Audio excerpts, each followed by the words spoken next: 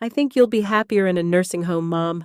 My son, Michael Spencer, said it so calmly that for a moment I wondered if I'd imagined the words. Then he slid a glossy brochure across my kitchen table, the same table where my late husband Harold and I had shared 45 years of breakfasts, laughter, and dreams. Before I could answer, a black SUV rolled slowly into my driveway. Two sharply dressed strangers stepped out, and the color drained from Michael's face. That's when I realized this wasn't just about a nursing home. It was about something he desperately hoped I would never discover. If this story touches your heart, I'd love for you to stay with me until the end. Please like this video if you've ever had to stand up for yourself, no matter your age. Subscribe if stories about family resilience and second chances speak to you. And before we begin, tell me in the comments, what would you have said if your own child asked you to leave your home? Also, let me know where you're watching from and what time it is where you are. I'd truly love to read every one of your messages. People often assume betrayal happens all at once. In my experience, it doesn't. It arrives quietly disguised as concern wrapped in familiar voices and familiar smiles. Looking back now, I realize the day Michael asked me to move into a nursing home wasn't the beginning of my story. It was only the moment when all the little pieces finally fit together. My name is Janet Spencer. I'm 72 years old, and until recently, I believed I had lived a simple but blessed life. I live in a small town in Ohio where everyone waves when they drive by. My house isn't large. It never needed to be. Every room carries memories that money could never replace. My late husband, Harold Spencer, and I bought this place nearly 46 years ago. Back then, we didn't have much. Harold worked long hours as a construction engineer. I spent my days teaching second graders at the local elementary school. Between the two of us, we barely earned enough to cover the mortgage, groceries, and Michael's growing appetite. There were months when Harold skipped buying new work boots because Michael needed new baseball cleats. There were Christmas mornings when I secretly wrapped library books because we couldn't afford expensive gifts. Yet somehow, those were the happiest years of my life. Harold had a saying he repeated whenever things became difficult. "We're building a life, John, not chasing one." I didn't fully appreciate those words until many years later. Our home slowly became exactly that, a life. Every scratch on the hardwood floor reminded me of Michael learning to ride his toy truck through the hallway. The mark on the kitchen doorway still measured his height from first grade through high school graduation. The maple tree outside the front porch had been planted on Michael's 10th birthday. Harold insisted it would grow alongside our son. He was right. Every season it grew taller. So did Michael. When Michael was little, he adored his father. He followed Harold everywhere. If Harold fixed the fence, Michael carried nails. If Harold washed the truck, Michael held the hose. If Harold grilled hamburgers, Michael proudly announced himself as assistant chef. Sometimes, I would watch them through the kitchen window and think I was the luckiest woman in America. Michael wasn't perfect.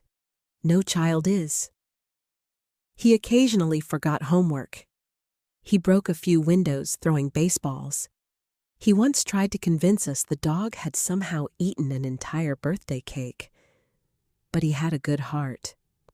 Or at least, I believed he did. One evening, shortly after Michael graduated from college, we were sitting on the back porch, watching the sunset. Harold asked him, "When your mother and I get old, what are you going to do with us?" Michael laughed. "I'm keeping you both close." Harold smiled. "No nursing homes." Michael looked almost offended. "Never." Then he turned toward me. "I'll take care of you, Mom. You won't ever have to worry." I remember believing every word. Years passed. Michael built his own life. He married a wonderful woman named Emily. For a while, everything felt normal. Sunday dinners, birthday parties, holiday traditions. Even after Emily unexpectedly passed away from an illness several years later, I stayed close to Michael as much as he allowed. He buried himself in work. He stopped answering calls as often. I understood grief. I'd lived through enough of it myself. Then Harold became sick. At first it seemed manageable. Just fatigue. Then doctor's appointments. More tests. More waiting. Finally, the diagnosis none of us wanted to hear. Cancer. Harold fought with everything he had. He never complained. Even during chemotherapy, he'd smile and tell me, "I've survived tougher construction sites than this." But cancer doesn't bargain. It simply takes. The morning Harold died, the house became unbearably quiet. I still remember waking before sunrise because I thought I heard him making coffee downstairs. Instead, I found only silence. For months afterward, I kept expecting to hear his truck pulling into the driveway. Sometimes, I even caught myself setting 2 dinner plates before realizing I no longer needed the second one. People tell you time heals. They're only partly right. Time teaches you how to carry pain. It never truly removes it. Michael was supportive at first. He visited every weekend. He mowed my lawn, changed light bulbs, fixed the leaky faucet Harold had always promised to repair. I remember thinking how proud Harold would have been. But little by little, something changed. The visits became shorter. The phone calls became less frequent. Birthdays were reduced to text messages. Sometimes weeks passed without hearing his voice. I told myself not to be selfish. He had responsibilities, a demanding career, bills, his own grief. I never wanted to become the kind of mother who expected her child to revolve around her. Then something strange happened. About 6 months ago, Michael suddenly began visiting again. At first I was thrilled. He showed up every Saturday morning, sometimes with donuts, sometimes with groceries. He hugged me longer than usual. He asked how I was sleeping, whether I'd been taking my medications, if I'd fallen recently. It felt wonderful, until the questions changed. "So, where do you keep the house paperwork? I was thinking maybe we should organize your important files. Do you still have Dad's insurance documents? Have you updated your will?" He asked them casually, almost too casually. I answered without giving much thought. After all, he was my son. Who else would ask those things? One afternoon, he wandered into Harold's old office while I made coffee. When he came back out, he smiled. I forgot how organized Dad always was. There was something different about that smile. It didn't reach his eyes. I ignored the feeling. Maybe because I wanted to. Maybe because mothers are experts at giving their children the benefit of the doubt. Still, another habit began to bother me. Michael started looking around the house instead of simply visiting it. His eyes lingered on walls, cabinets, closets, the garage, the attic stairs, even the basement door. Not with nostalgia, with calculation. One afternoon, he stood quietly in the living room. "You know this house has probably doubled in value." I laughed. "I wouldn't know." He nodded slowly. "It's worth a lot now." Something about the way he said it made my stomach tighten. Not because of the house. Because he wasn't talking about memories anymore. He was talking about money. I tried convincing myself I was imagining things. After all, this was Michael, the little boy who once promised he'd never send me away.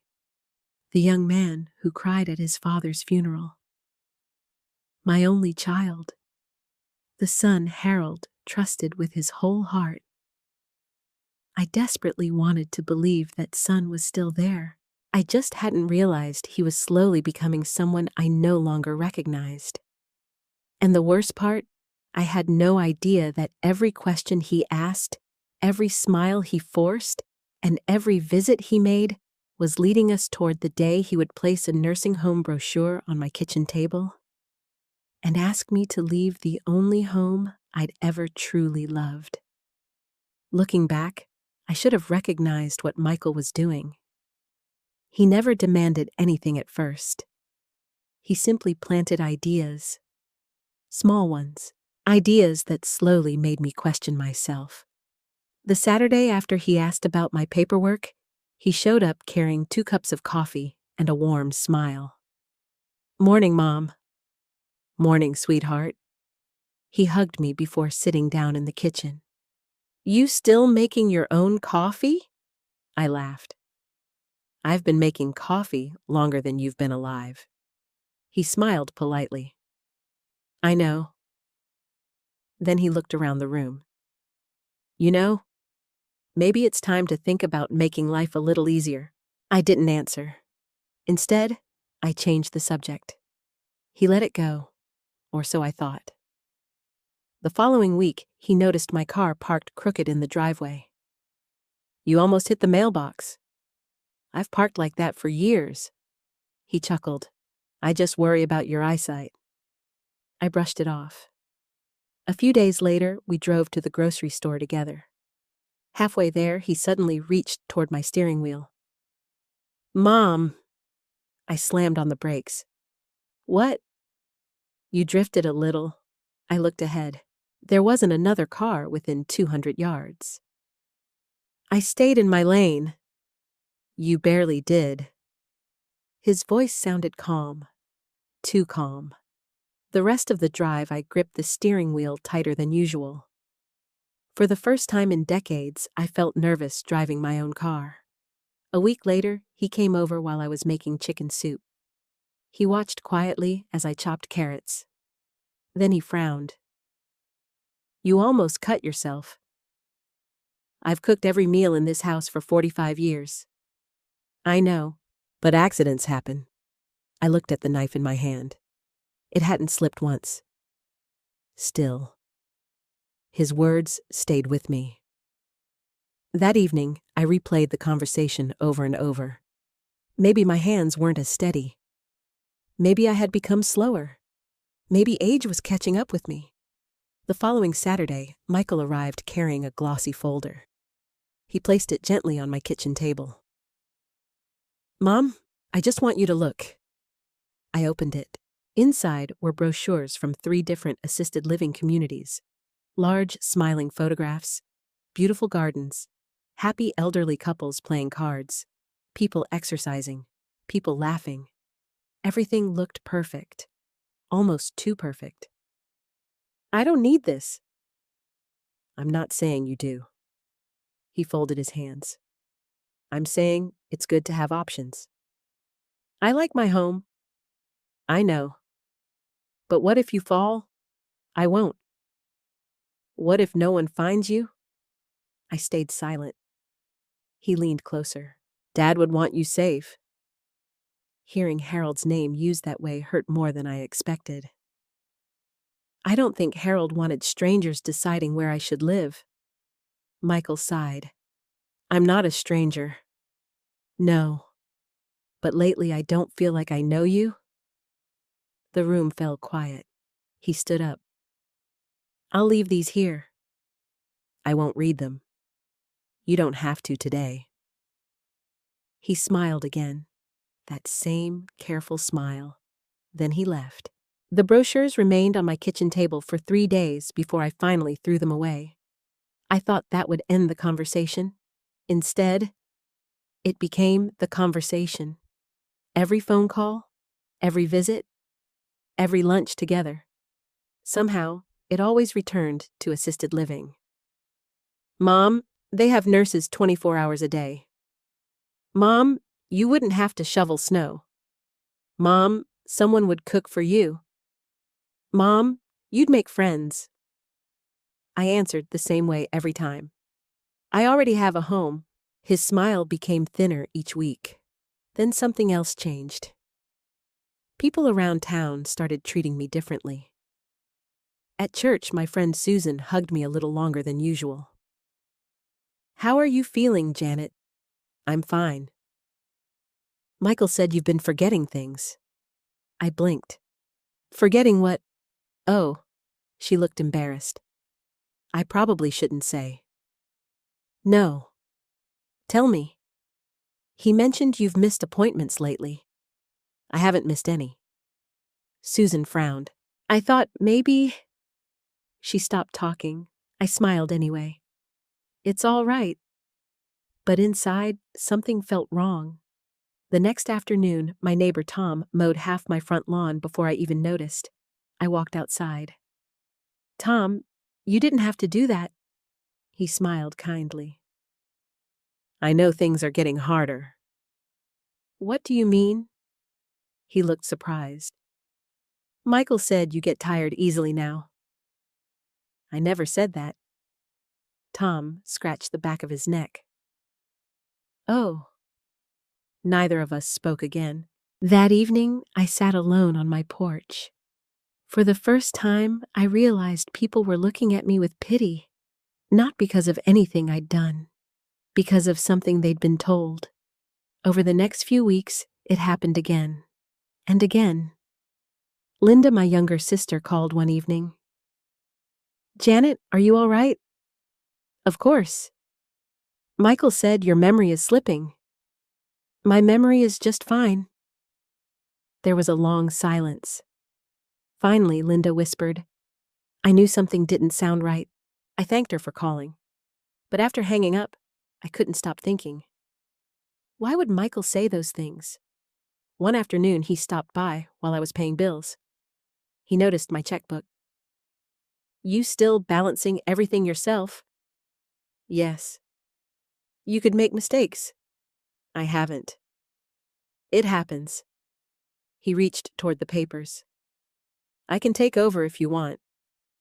I gently pulled them back. I'm managing. He smiled. If you say so.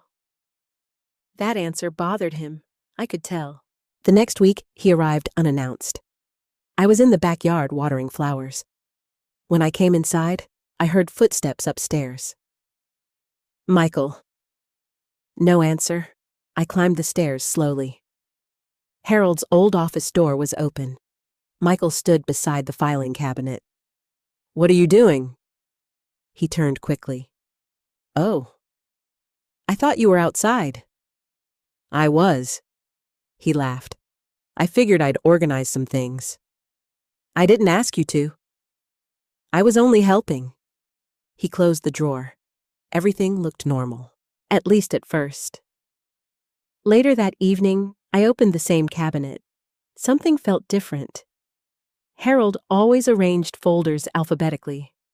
Now several were out of order. I searched carefully. One blue folder labeled Financial Records was missing. I checked every drawer, every shelf. Nothing. The next morning, I called Michael. Did you move one of your father's folders? What folder? The blue financial one. Oh. He paused for just a second. I probably said it somewhere. Where? I don't remember. You don't remember? I'm sure it'll turn up. His answer made no sense. Harold never misplaced paperwork, neither did I. After hanging up, I searched the entire house. Closets, boxes, desk drawers, nothing. That night, I couldn't sleep. For years, Harold had handled every important document with military precision. If something disappeared, it hadn't disappeared by accident. As I lay awake, staring at the ceiling, one uncomfortable thought refused to leave my mind. Maybe Michael wasn't trying to protect me. Maybe he was trying to convince everyone else that I needed protecting.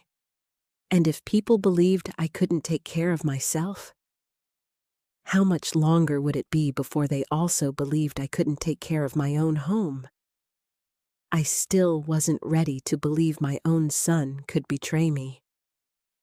But deep inside, the first crack in my trust had finally appeared. After that missing folder, I stopped sleeping through the night. Every creak in the house made me wonder if I'd overlooked something else. Every conversation with Michael replayed in my head. I kept asking myself the same question. Am I becoming suspicious, or am I finally paying attention? For nearly 50 years, Harold had kept every important document inside the small office at the end of our hallway. No one touched that room except him. After he passed away, I couldn't bring myself to change anything. His reading glasses still rested on the desk. His favorite fountain pen sat beside an unfinished crossword puzzle. His old leather chair still carried the shape of the man who had spent thousands of evenings balancing our finances there. Walking into that room always felt like stepping back in time. Now it felt different. Someone had disturbed the order Harold loved. I decided to test something. Before going to bed one evening, I carefully memorized how every folder sat inside the cabinet. I even took pictures with my phone. Not because I wanted to accuse Michael, because I wanted to prove to myself I was imagining things. 2 days later, Michael called. "Hey, Mom." "Hi. I've got a meeting nearby tomorrow." "That's nice. I thought I'd stop over afterward." "Of course." The next afternoon, he arrived carrying lunch. Chicken sandwiches, potato salad, chocolate chip cookies from my favorite bakery. For a moment, I almost forgot everything. We laughed over old family stories. He even asked about the maple tree Harold had planted decades ago. Then he casually said, "I'm going to use your bathroom," instead of walking toward the hallway bathroom. He went upstairs. I waited 30 seconds. Then I quietly followed. The bathroom door never closed. Instead, I heard drawers opening. I reached the office. Michael stood with his back toward me. One of Harold's desk drawers was open. "What are you looking for?" He jumped so hard, he nearly dropped a folder. I thought this was the bathroom." I stared at him. "You visited this house for 45 years. He forced a laugh. I guess I wasn't paying attention. Neither of us believed that. He quickly shut the drawer. "I'll use the downstairs one." As he walked past me, he wouldn't meet my eyes. The moment he left that evening, I went upstairs. The drawer contained old tax records. Nothing appeared missing. But another drawer beside it wasn't fully closed. Inside, papers had clearly been shuffled. Someone had gone through them in a hurry. I sat in Harold's chair. For the first time in my life, I locked the office door. The next Sunday after church, several women invited me for coffee. Normally, those afternoons filled me with laughter. This time, every conversation felt strange. One woman asked gently, "Have you thought any more about moving somewhere with more care?" I blinked. "What makes you think I need care?"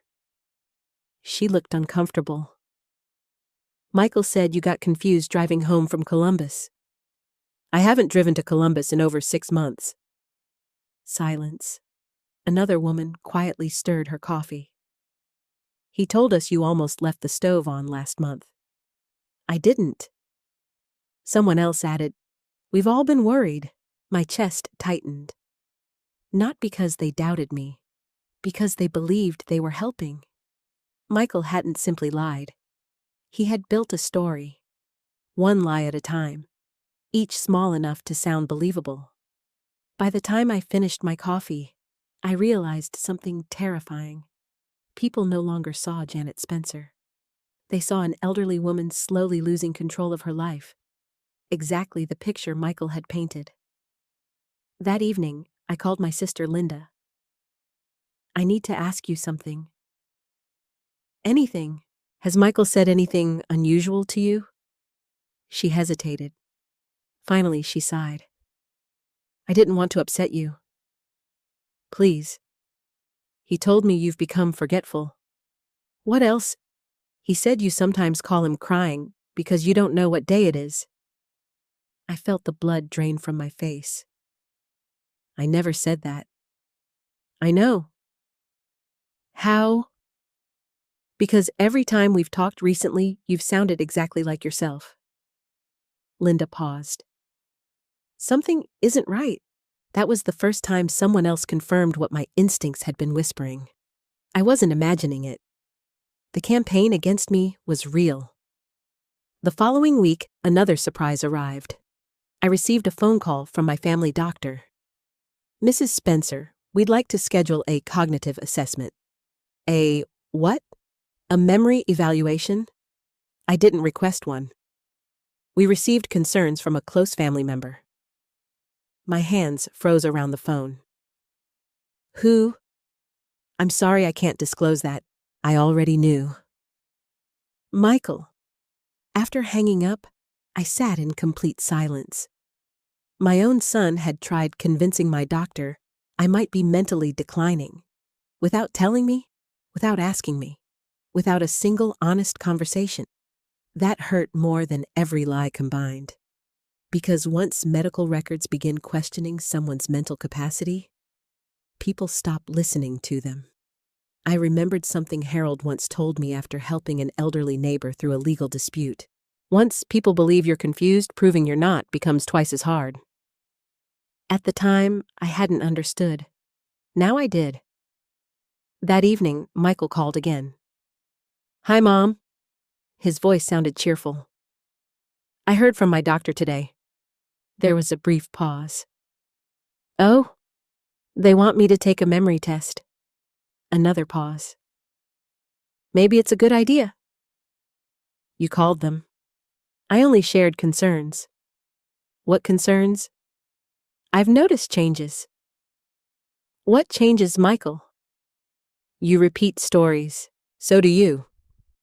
You lose track of conversations." "No." "You forget appointments." "I don't." He sighed dramatically. "This is exactly what I mean." "What?" "You don't realize it's happening." I couldn't speak. For several seconds, all I heard was my own breathing. Then he softened his voice. "I'm trying to help you." "No," I answered quietly. "You're trying to convince everyone else I can't help myself." He didn't answer immediately. Instead, he said, "I think you're getting emotional." That sentence hit me harder than anything before. Because it was perfect. If I argued, I sounded unstable. If I cried, I proved his point. If I stayed silent, he controlled the conversation. I finally whispered, "I need to go." He replied gently, "I love you, Mom." Then he hung up. I stared at my phone for a long time. Love shouldn't make someone feel powerless.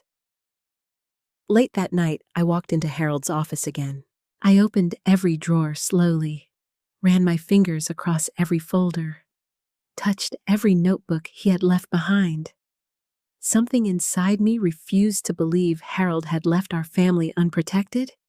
He had planned everything, every bill, every investment, every insurance payment, every retirement account. Harold never relied on luck. He relied on preparation. If Michael was searching so desperately, then perhaps there was something in this room he hadn't found yet. And if Harold truly knew his paperwork as well as I believed, maybe the answers weren't missing. Maybe I simply hadn't looked in the right place. That thought stayed with me long after midnight. For the first time since Harold died, I wasn't searching for memories anymore. I was searching for the truth. That night, I made myself a promise. I wouldn't accuse Michael of anything else until I had proof. Harold had always believed that emotions could cloud judgment. Facts could not. He used to tell me, "Paper tells the truth, Jan.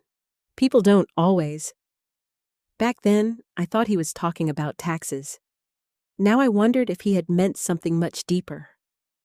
The next morning, I carried a flashlight, a notebook, and a cup of coffee into Harold's office. For the first time since his funeral, I decided to go through everything. Not just the obvious files. Everything. The office smelled exactly the way it had when Harold was alive. Old leather. Coffee. Fresh paper. Even after 3 years, his scent seemed trapped inside the wooden shelves. I smiled through tears. "All right, Harold," I whispered. "If you left me something, help me find it." I started with the filing cabinet: insurance records, property taxes, utility bills, investment statements. Everything was organized by year, exactly as Harold always kept it. Nothing unusual. By lunchtime, I had gone through nearly 4 drawers. Nothing explained Michael's behavior. Nothing explained the missing blue folder. I almost gave up. Then I remembered something. Harold had always hated wasting space. Whenever we bought new furniture, he would joke, "Every inch of wood should earn its keep." Suddenly, I looked beneath his desk. There was a narrow wooden panel running along the inside. One corner looked slightly darker than the rest. I reached underneath. My fingers found a tiny metal latch. Click.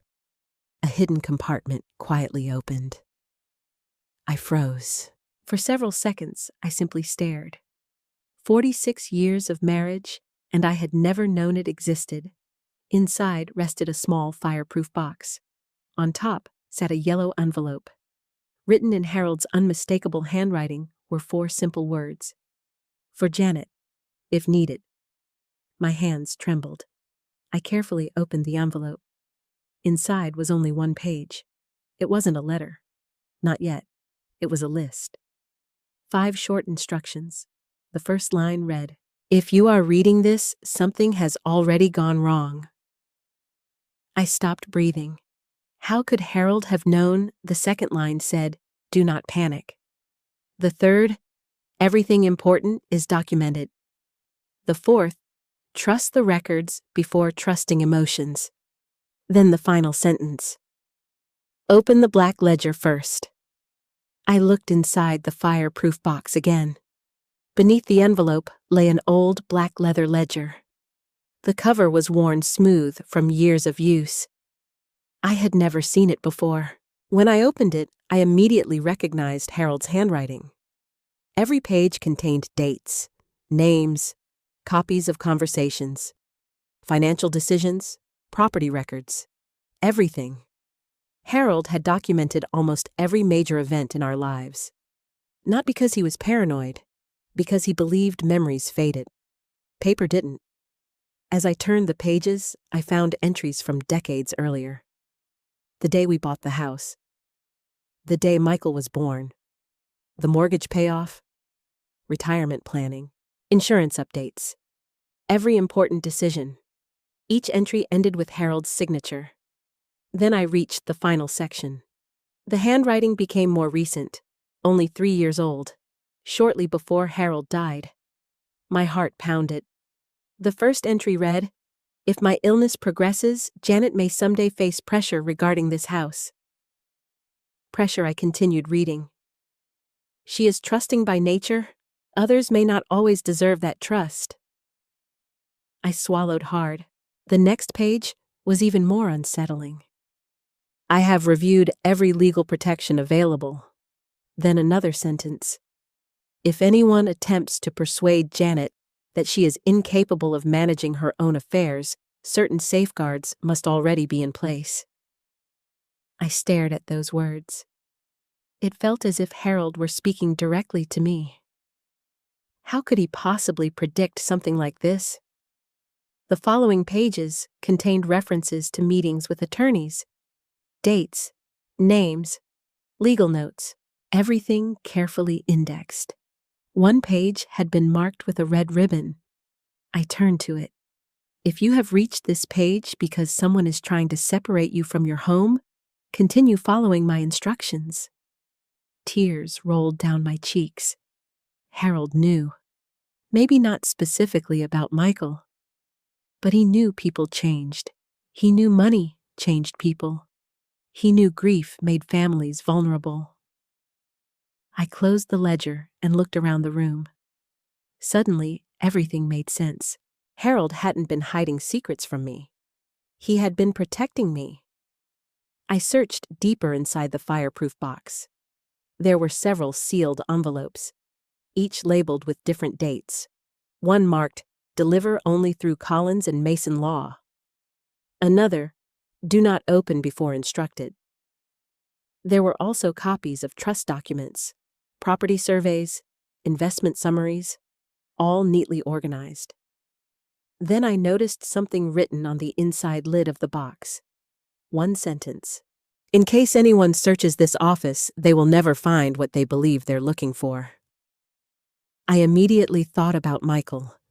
He had searched drawers, cabinets, shelves. He never once looked beneath the desk. Harold knew exactly where someone would search, and exactly where they wouldn't. I couldn't help smiling through my tears. You always were one step ahead. Late that afternoon, Linda stopped by. She found me surrounded by papers. "What happened?" "I found something." She sat beside me.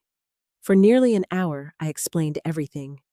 The hidden compartment, the ledger, Harold's notes. She listened without interrupting. Finally, she whispered, "My goodness. I think Harold knew someone might come after the house." Linda nodded slowly. "He always planned ahead. I just never imagined this." Neither had she.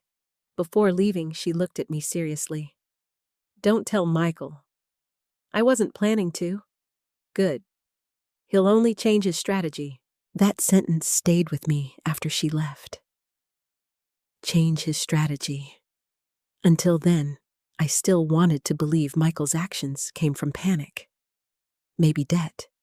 Maybe fear. Maybe bad advice.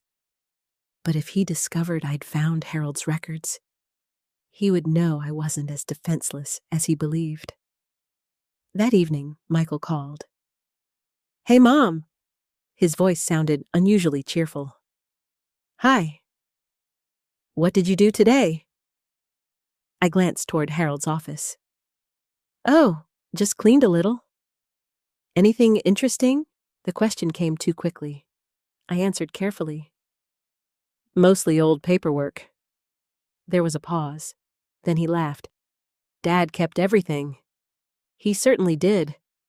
You probably ought to throw some of it away." "I don't think so." Another pause. Then he casually asked, "Did you happen to find that missing financial folder?" "No." That wasn't entirely true. I hadn't found the blue folder, but I had found something far more valuable. Proof that Harold had anticipated exactly this kind of situation. Michael cleared his throat. "If you do find it, let me know." "I will." We ended the call politely. The moment I hung up, I wrote one sentence in my own notebook. "Michael is looking for something specific. Not the house, not old memories, not family photographs. Documents. Important documents. And whatever he believed those papers would give him, Harold had already made sure they would never fall into the wrong hands." As I carefully locked the fireproof box back inside its hidden compartment, one question echoed through my mind. If Harold had gone to such extraordinary lengths to protect me, just how valuable was the thing Michael was desperately trying to find? I had a feeling I was only beginning to uncover the truth. And somewhere outside these walls, Michael still believed he was winning. The next morning, I woke up with a strange sense of calm. For weeks, I had been reacting. Now, for the first time, I felt prepared. Harold had left me more than memories. He had left me a strategy, and I intended to follow it. I didn't call Michael. I didn't confront him. Instead, I waited. Because if Harold's notes were right, something else was about to happen. And it did. 3 days later, just after noon, I was standing in my kitchen when I saw it again. The same black SUV from that day. It rolled slowly into my driveway, just like before. My heart started pounding, but this time, I wasn't afraid. I was ready. Michael was already inside the house. He had come over that morning unannounced, carrying yet another folder, another set of brochures, another conversation he wanted me to have. "I found a place you'll really like, Mom," he had said earlier. "I'm not moving." "We haven't even talked about it yet. We've talked about nothing else." His jaw tightened. "You're being difficult." "I'm being clear." That's when the SUV appeared. Michael noticed it too. I saw it happen in real time. The confidence in his face vanished. "What is that?" he asked quickly. I walked to the window. "I don't know." But I had a feeling I did. 2 people stepped out of the vehicle. A woman in a dark navy suit. A man carrying a leather briefcase. Professional. Calm. Focused. Michael stepped back. "Do you know them?" I turned toward him. "No." That was the only lie I told that day. Because I didn't know them personally, but I knew exactly why they were here. The doorbell rang. Michael didn't move. He just stood there frozen. I walked to the door and opened it. "Mrs. Janet Spencer?" the woman asked. "Yes." She offered a polite smile. "My name is Rebecca Collins. This is Daniel Brooks." The name hit me immediately. Collins. Harold's notes. "May we come in?" I stepped aside. "Of course." They entered calmly, as if they had done this many times before. Michael spoke up quickly. "What is this about?" Rebecca turned toward him. "And you are?" "I'm her son." She nodded. "Mr. Spencer, we'll need to speak privately with your mother." "I'm not going anywhere." Her expression didn't change. "I'm afraid this conversation is legally confidential." "I have a right to be here." "No," she said calmly. "You don't." Silence filled the room. Michael looked at me. "Mom, you don't have to do this." I held his gaze. "I think I do." He clenched his fists. "This is ridiculous." Rebecca remained composed.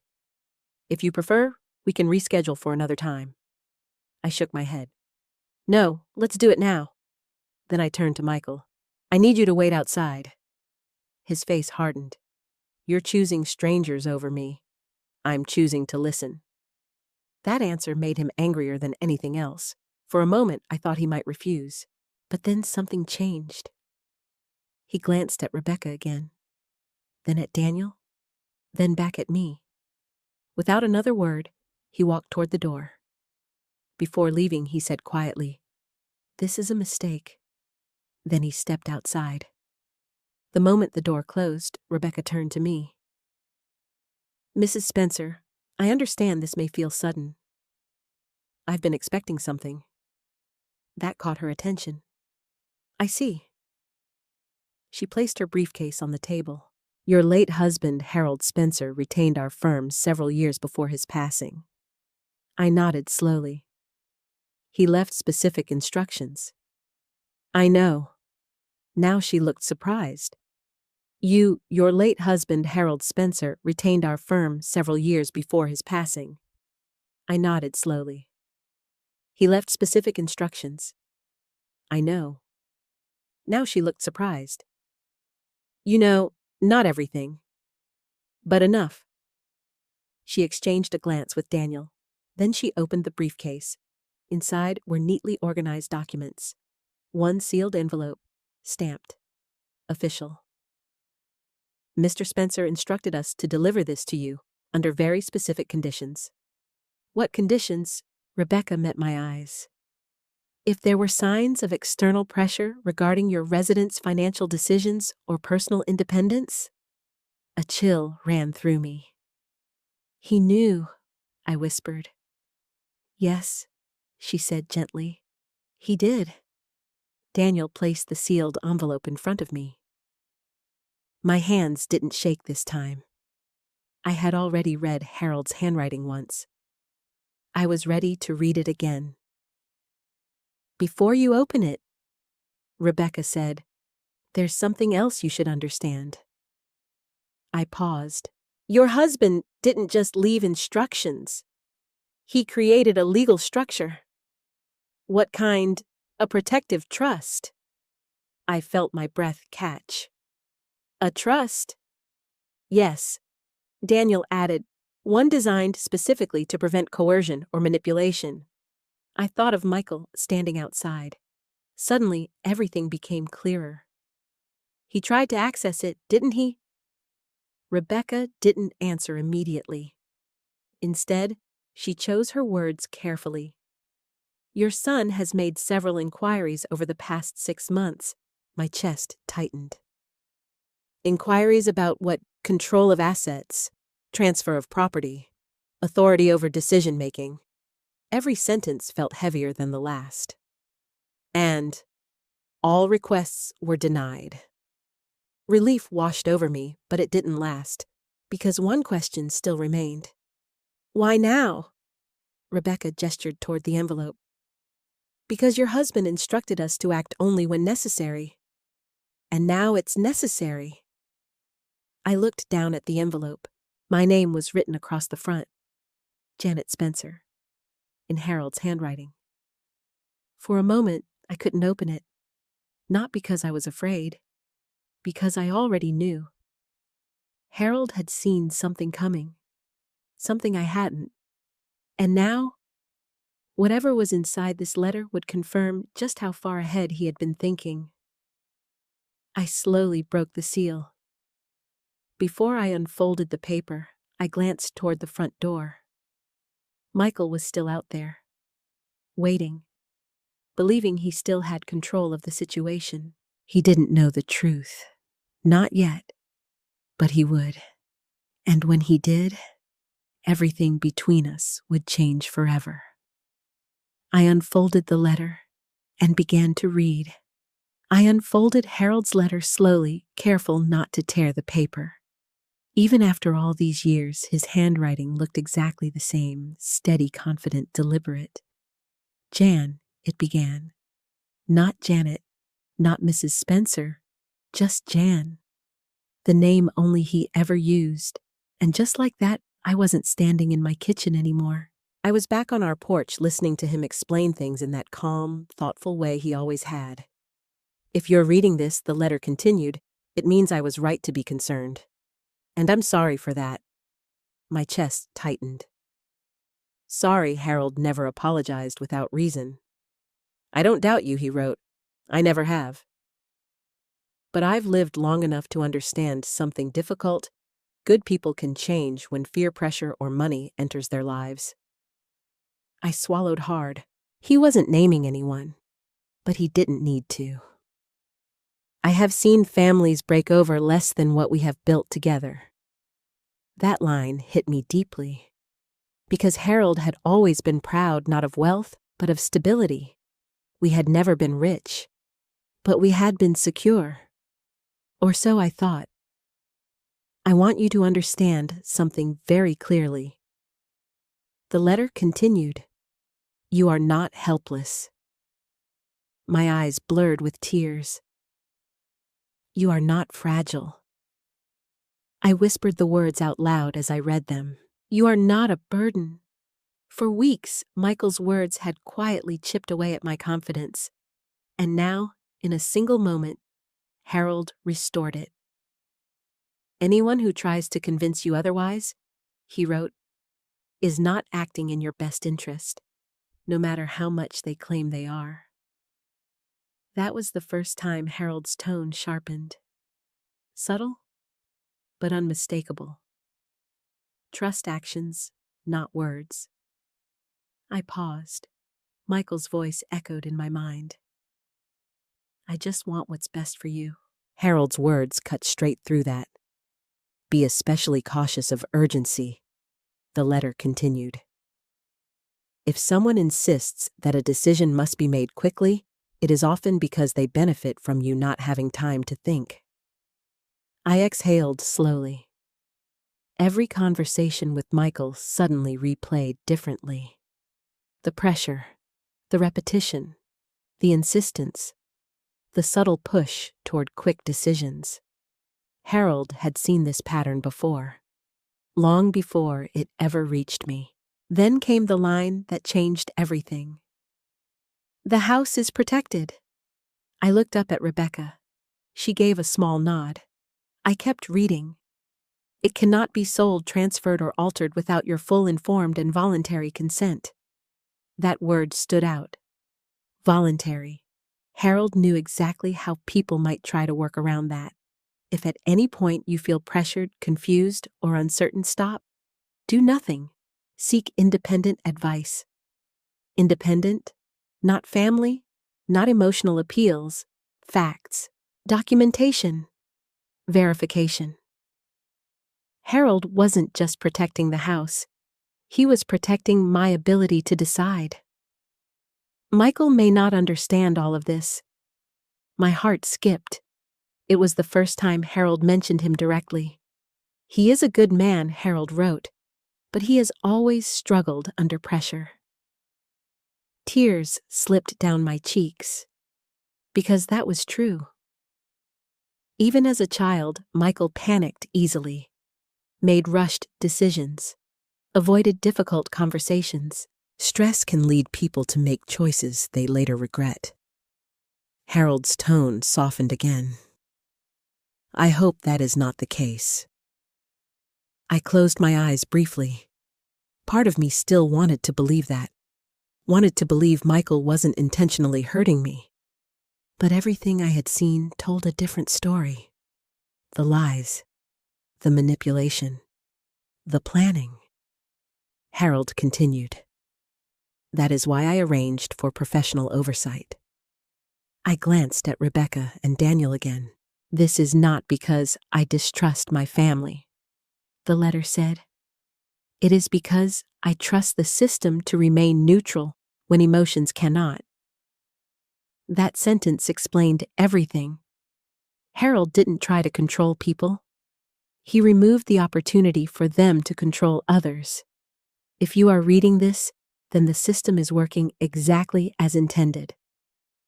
I almost smiled through my tears. Even now, Harold was solving problems I hadn't fully understood. Then came the final part of the letter, and it was the hardest to read.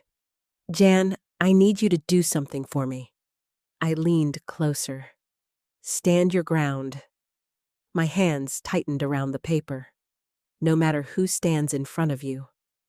Silence filled the room. Even Rebecca and Daniel didn't move. "Love does not require surrender," Harold wrote, "and loyalty should never demand that you give up your dignity." I felt something shift inside me. Not anger, not fear. Strength. A quiet, steady strength I hadn't felt since Harold passed away. "If Michael is struggling," Harold continued, "help him, but not at the cost of yourself." That line broke me, because it held both truth and compassion. Harold wasn't asking me to abandon my son. He was asking me not to lose myself, trying to save him. "There is one more document," the letter said. "It contains the full structure of the trust and instructions for how to proceed." I looked up. Daniel immediately reached into the briefcase. He pulled out a thick folder. "This is it," he said. I placed Harold's letter carefully on the table. Then I rested my hand on top of the folder. For a moment, I didn't open it, because everything had already changed. Before I had doubts, before I had questions, before I had fear. Now I had clarity. I finally understood why Michael had been so determined, why he had pushed so hard, why he had tried to control the narrative, because Harold had built something far more secure than Michael realized, something Michael couldn't access through pressure alone. I took a deep breath. Then I opened the folder. Inside were pages of legal documents, detailed, precise, unmistakable. Everything Harold had described was real. Rebecca began explaining, but I only caught pieces at first. because one thought kept repeating in my mind. Michael thought he was moving me out of this house. In reality, he had never been in control of it to begin with. I finally looked up. "Does Michael know about this?" I asked. Rebecca shook her head. "Not the full extent. Only what he was legally entitled to know, and no more." I nodded slowly. That explained everything. Michael wasn't just searching. He was guessing, trying to find a way in, without knowing the system had already been locked long before he ever tried. I stood up and walked toward the window. Michael was still outside, pacing, checking his phone, waiting. He looked frustrated, anxious, almost desperate. For a moment, I saw him not as a manipulator, but as a man who had lost control of a situation he thought he understood. I placed my hand gently against the glass. "I'm ready to talk to him," I said quietly. Rebecca stood. "We can stay if you prefer." I shook my head. "No." This part I needed to handle myself, because Harold had given me everything I needed: the truth, the protection, and most importantly, the strength to face my own son without fear. I walked toward the door. For the first time in weeks, I wasn't walking into a conversation I dreaded. I was walking into one I was prepared to win. When I opened the front door, Michael turned around immediately. His face was tense, impatient, almost irritated. "Finally," he said. "What's going on in there?" I stepped outside and closed the door gently behind me. "I needed to speak with them." "About what?" "About your father." That caught him off guard. "What does Dad have to do with any of this? Everything." He frowned. "I don't understand." I looked at him carefully. For the first time in weeks, I wasn't trying to read his intentions. I was observing his reactions, and what I saw wasn't confusion. It was calculation. "Michael," I said calmly, "how long have you known they were coming?" His eyes flickered, just for a second. "I didn't know they were coming." "Don't lie to me." His jaw tightened. "I'm not lying. You've been asking about legal documents for months. So, you've been contacting people behind my back. I was trying to help you. Answer the question." He exhaled sharply. "I reached out to a law firm." "Which one?" He hesitated. That was all I needed. "Collins and Mason." His eyes widened slightly. "How do you?" "You did." He ran a hand through his hair. "Yes." "How long ago?" "A few months." "And what did you ask them?" He shifted his weight. "I asked about Dad's estate." "What about it?" I wanted to understand what needed to be done. "No," I said firmly. "You wanted control." His face hardened. "You don't know what you're talking about." "I know exactly what I'm talking about." We stood there in silence for a moment. Then he changed tactics. "Mom, I've been trying to protect you." "From what?" "From making mistakes." "What mistakes?" "Living alone?" "That's not a mistake. It is when you're not capable." That word again. Capable. I took a slow breath. "I am capable." "You don't see it." "No," I said quietly. "You don't want me to." He stared at me. Then his voice dropped. "That's not fair." "Isn't it? You think I've been lying?" "I know you have." That hit him hard. He looked away. For a moment, I saw something real. Not anger, not manipulation. Guilt, but it disappeared quickly. "Fine," he said. "Yes, I told a few people you needed help." "A few people?" "You weren't listening to me, so you tried to make everyone else believe I couldn't think for myself. I was trying to get support. No, I said. You were building a case. He stepped closer. You're twisting everything. Am I? Yes. His voice rose now. Do you have any idea how hard this has been for me? There it is. What? The truth. He frowned. What truth? This isn't about me. It's about you. He laughed bitterly. Of course it's about you. No. I shook my head. It's about what you need. His expression changed again. Now he looked defensive. Changed again. Now he looked defensive. What are you talking about? Why are you so desperate, Michael? I'm not desperate. You've been pushing me for months. Because you need help. Or because you need something from me. He froze. That silence. What are you talking about? Why are you so desperate, Michael? I'm not desperate. You've been pushing me for months. Because you need help. Or because you need something from me. He froze.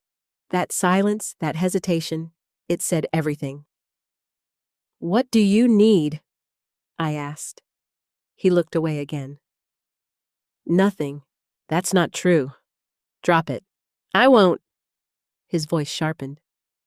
I said drop it. No. We stood face to face, neither of us backing down. Then I said something that changed everything. You already knew about the lawyers. His eyes snapped back to mine. I figured it out, I continued. You contacted them months ago. You were trying to get ahead of something. I wasn't. You were. I stepped closer. You expected them to eventually come here. Didn't you? He didn't answer, but his silence confirmed it. You thought if you could convince everyone I wasn't capable, then when they showed up, you'd already have control. His breathing became heavier. That's not how it works. I know that now. But you didn't think I would? He shook his head. You don't understand how complicated this is. Then explain it to me. He hesitated again. And then he made a mistake. A small one. But it changed everything. I just needed access. The words slipped out before he could stop them. We both heard it. We both knew it. Access to what? I asked quietly. He closed his eyes for a second, then looked back at me. It's not what you think. Then tell me what it is. I can't. Why not? Because you wouldn't understand? That was it. That was the moment. Every lie, every excuse, every manipulation. It all collapsed into one simple truth. He wasn't trying to protect me. He was trying to get something, and whatever it was, he was willing to rewrite my entire life to get it. You've been lying to everyone, I said softly. I did what I had to do. You told people I was losing my memory. I was worried. You told my doctor I needed evaluation. I was trying to help. You tried to take control of my life. I was trying to fix things. What things, Michael? He didn't answer. Instead, he finally snapped. You have no idea what I'm dealing with. Then tell me. I can't. Because you don't trust me? Because you'd say no? The words hit like a slap.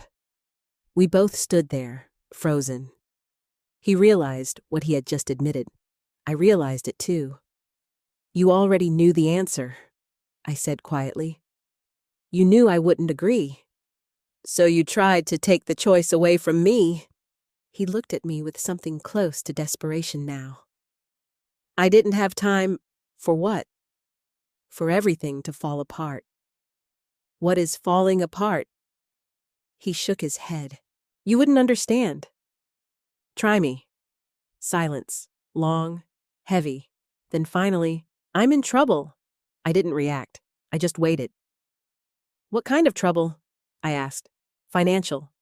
How bad? He hesitated. Bad. Debt. He nodded. How much? He didn't answer. That told me everything. That's why you need access, I said.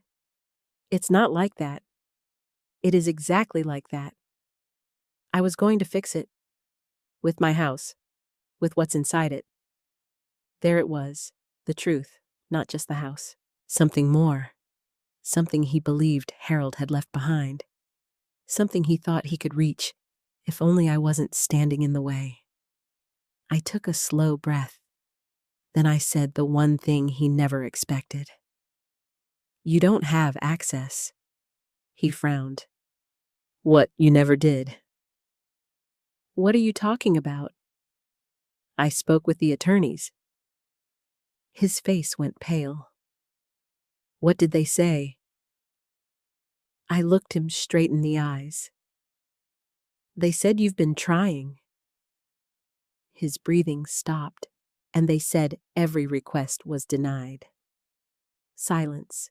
Complete silence. For the first time, Michael didn't have anything left to say.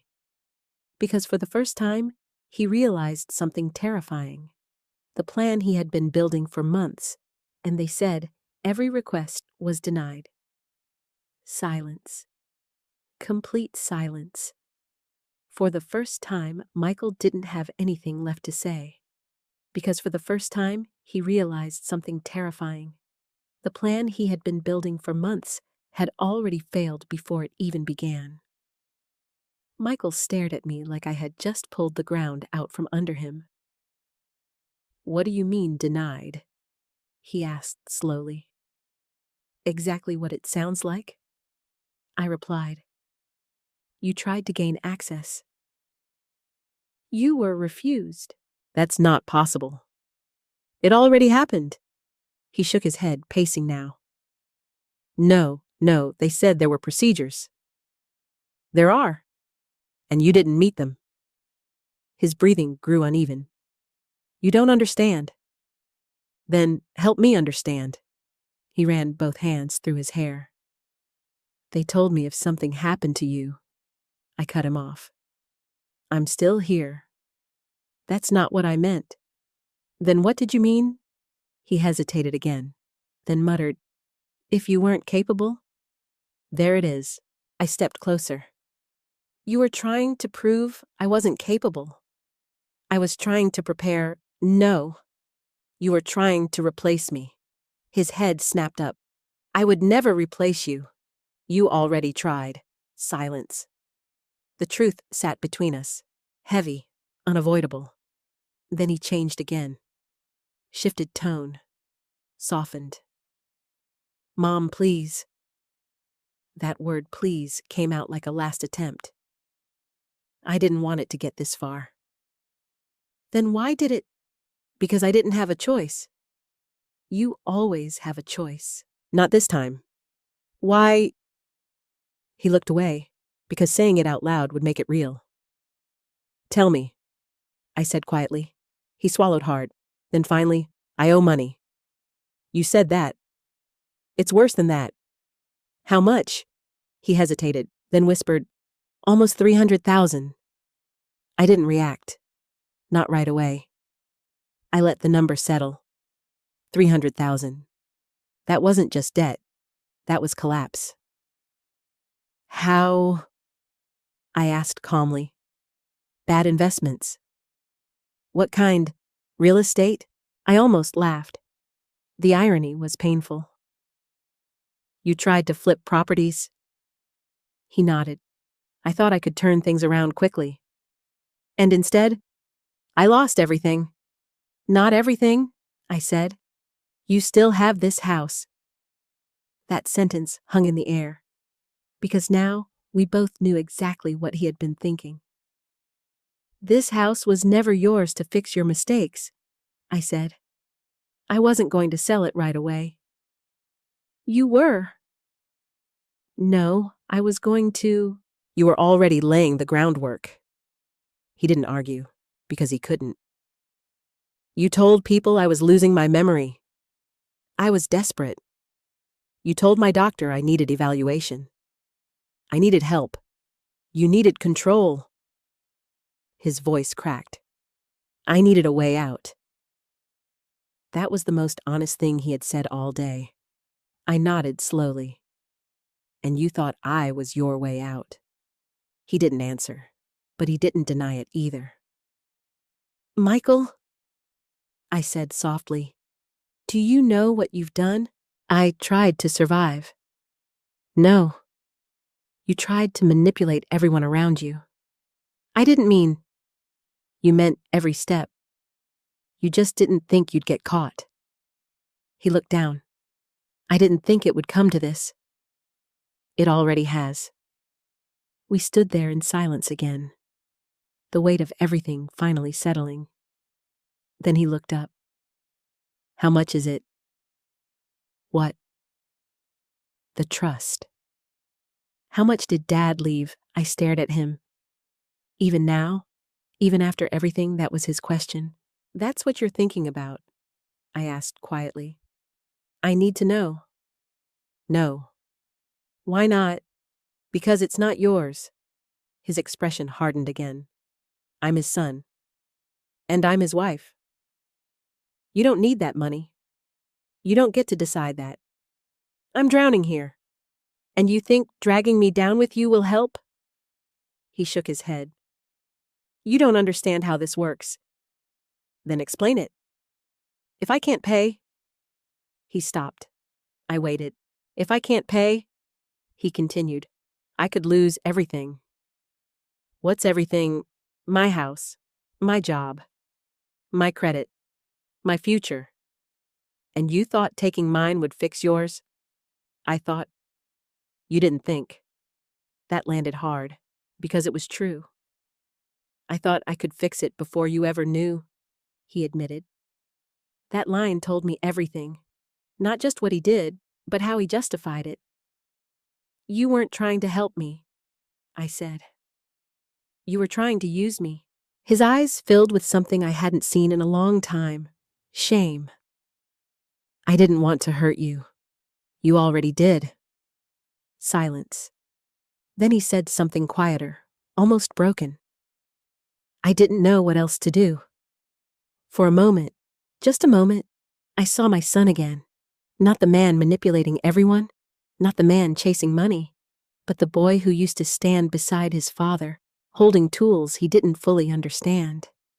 Lost, confused, trying to fix something too big for him. But this wasn't that boy anymore. This was a grown man, and his choices had consequences. Michael, I said gently, you should have come to me. I couldn't. Why? Because you would have said no. He was right. I would have, but not the way he thought. I would have said no to giving you control, I explained. But I wouldn't have said no to helping you. He looked at me. Really looked this time. What do you mean? I mean you chose the one path that guaranteed failure. What path? The one where you lied to me. His shoulders dropped. I didn't think you'd help. Because you didn't trust me. I didn't trust the situation. Same thing. We stood there again. The tension had changed now. It wasn't sharp anymore. It was heavy. Real. So what happens now? He asked. I took a slow breath. Now things are going to be very different. How? You don't control anything. I never did, he muttered. Exactly. And you're not going to. He nodded slowly, like he was finally understanding, or finally accepting. I messed up, he said quietly. Yes. I really messed up. Yes, you did. We didn't soften it. We didn't hide it, because truth doesn't need to be dressed up. It just needs to be faced. Then he asked the question I knew was coming. Are you going to help me? I didn't answer right away, because this wasn't just about money. This was about trust. And trust, once broken, is never rebuilt with words alone. I don't know, I said honestly. His face fell. That's fair. But I will say this. He looked up. If you want help, it starts with honesty. I've been honest. No, you've been caught. That difference mattered. A lot. He nodded, slowly. You're right. And if you ever try to take control of my life again, I won't. You won't get a second warning. I understand. I held his gaze, making sure he truly did, because this wasn't just about money anymore. This was about boundaries. And for the first time, he was finally hearing them. I didn't invite Michael back inside right away. We stood there in the driveway, the late afternoon sun casting long shadows between us. For the first time in a long time, there was no pretending. No careful wording. No hidden meaning. Just truth. And it wasn't comfortable for either of us. You said it's not just the house, Michael said finally. What did you mean? I watched him closely. This was the moment. The one where everything shifted from suspicion to full understanding. There's more, I said. What more?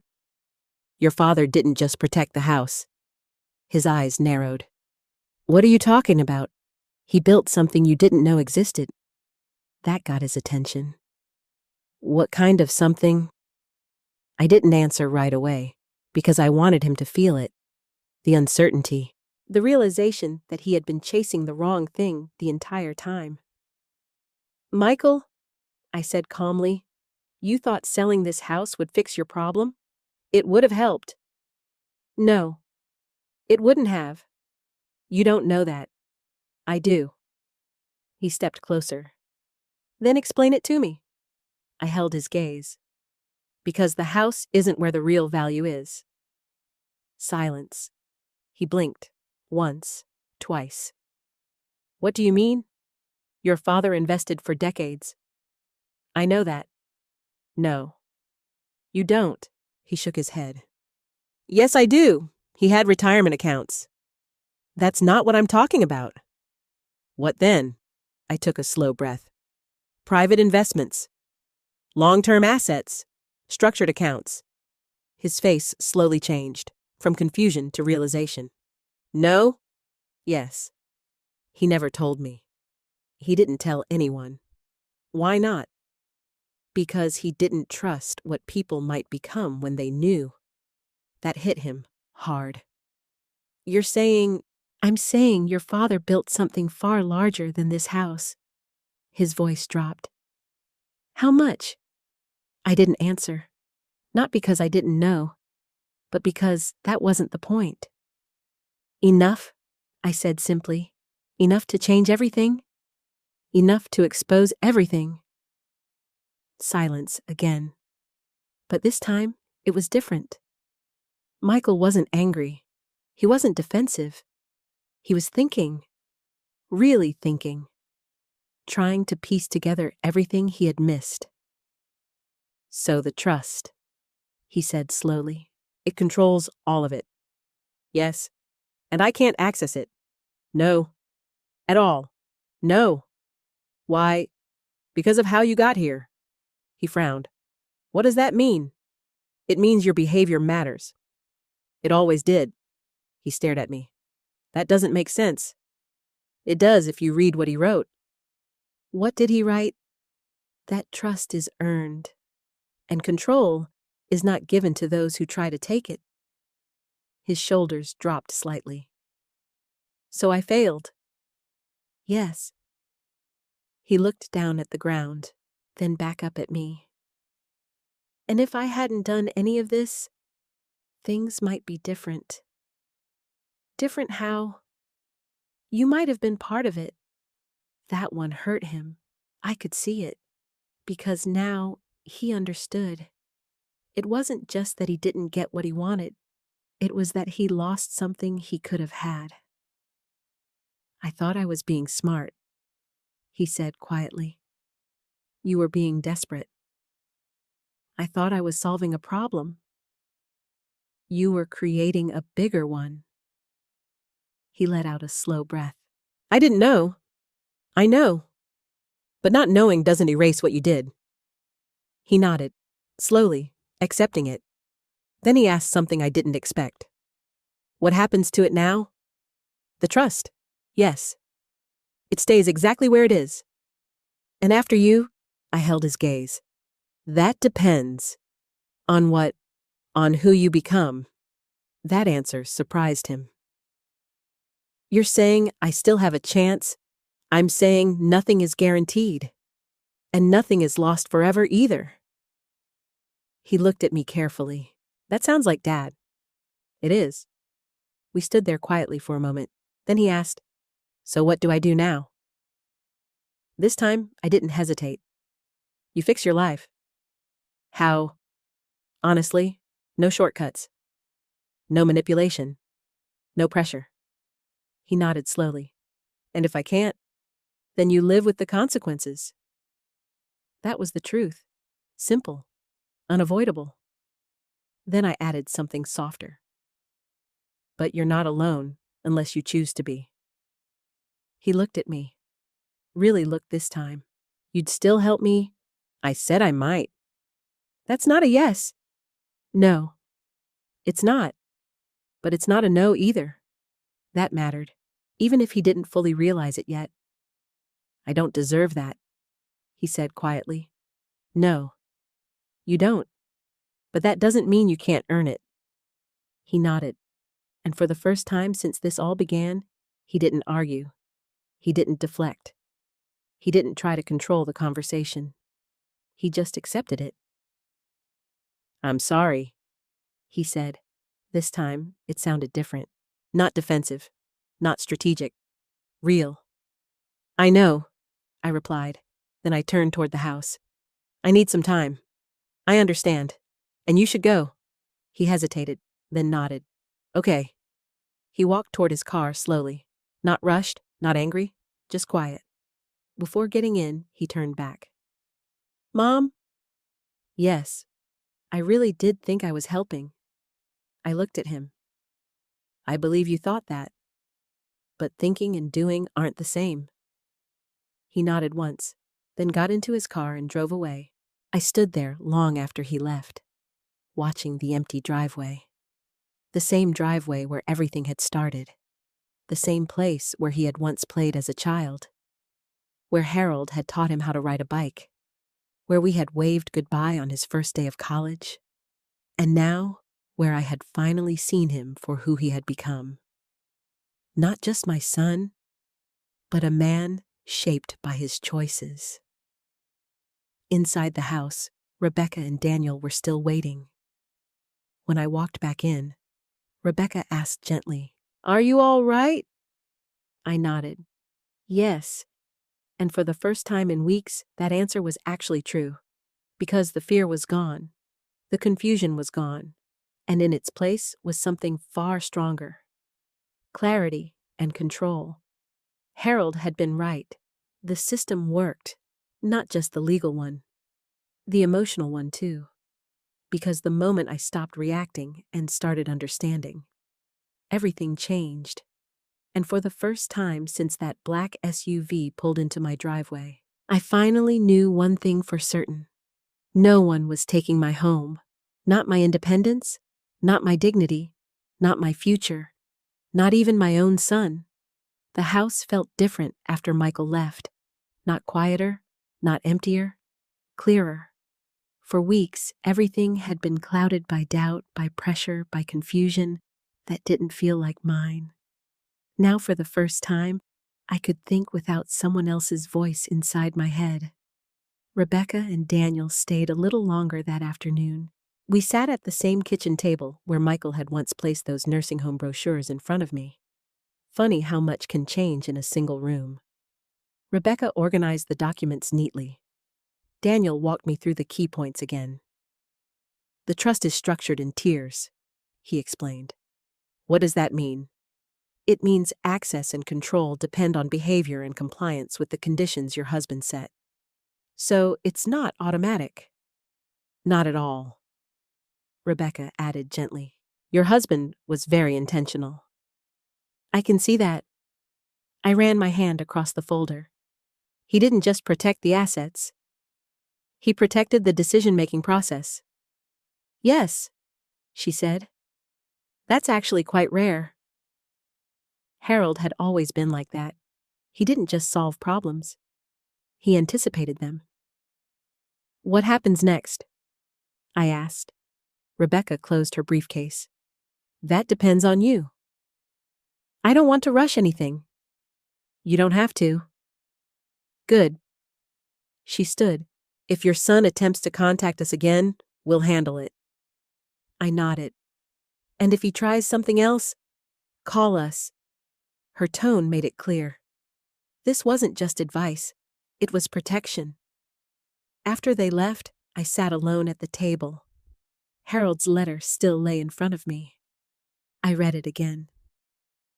Slower this time, not searching for answers, but understanding them. That night, I didn't turn on the television. I didn't call anyone. I just sat in the living room watching the sun go down behind the maple tree Harold had planted all those years ago. And I thought, not about the money, not about the house, about Michael. Because underneath everything, he was still my son. The next morning, the phone rang early. It was Linda. I've been thinking about you all night, she said. I'm all right. You sound different. I feel different. I told her everything. The letter, the trust, the confrontation, the truth about Michael's debt. She listened quietly, then said, I had a feeling it was worse than we knew. So did I. What are you going to do? I don't know yet. Are you going to help him? I haven't decided. Linda didn't push. She never did. Just don't let guilt make the decision for you, she said. I won't. And don't let anger make it either. I won't. That was the hardest part, balancing both, because I had every reason to feel both. Later that afternoon, Michael called. I let it ring twice before answering. Hello? Hi, Mom. His voice was quieter, less controlled. Hi. There was a pause. Then he said, I've been thinking. So have I. I meant what I said yesterday. About what? About being in trouble. I know. I didn't tell you everything. I stayed silent. Let him continue. I owe money to more than one place. How many? 3. Loans? Yes. Legal? He hesitated. Mostly. That word bothered me. Mostly? One of them isn't exactly traditional. I closed my eyes for a second. This was getting deeper than I thought. Michael? I said carefully.